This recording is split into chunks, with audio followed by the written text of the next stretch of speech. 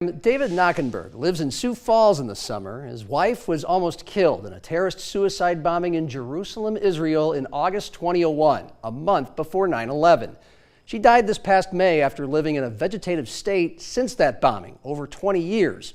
So naturally, David has strong and emotional feelings about the conflict near his home in Israel. I don't feel necessarily fear. It feels weird.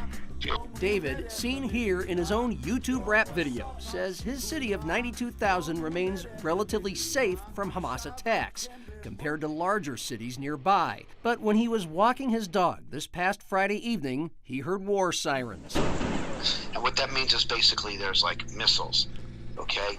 And so it means you've got, in our particular city, that means we've got 90 seconds, minute and a half to get into a sealed room. So David and his dog scurried to the bomb shelter in his apartment. No sirens followed. Safe for now. David says his daughter and son-in-law, who live in town with their 3 children age 5 and under, sleep in their bomb shelter every night, and he visits them every week. News of Hamas attacks in Gaza hit home. I was at my daughter's house and I saw my little grandkids. I'm thinking, how could these beasts have tortured and maimed and raped and killed and baked in an oven? Little kids, my grandkids' ages, how could they have done that? Schools had been closed for 2 weeks after the initial attacks in Gaza. Most stores and restaurants are closed or empty. David has volunteered as a security guard at the city's border, an extra security measure taken to prevent terrorists from entering.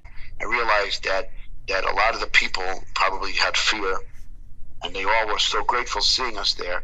Anger and fear of terrorists is nothing new, but it has never been higher in the nearly 3 decades the native New Yorker has lived in his homeland. David does not like when other people make decisions that affect my life. Okay? I want to control my life myself. Okay? I don't want other people to make decisions that could put me in jeopardy or put my loved ones in jeopardy. Okay?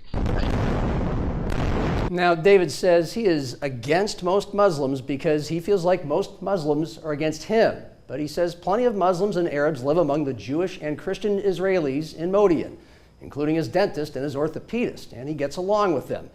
But he suspects that we are on the verge of a World War III.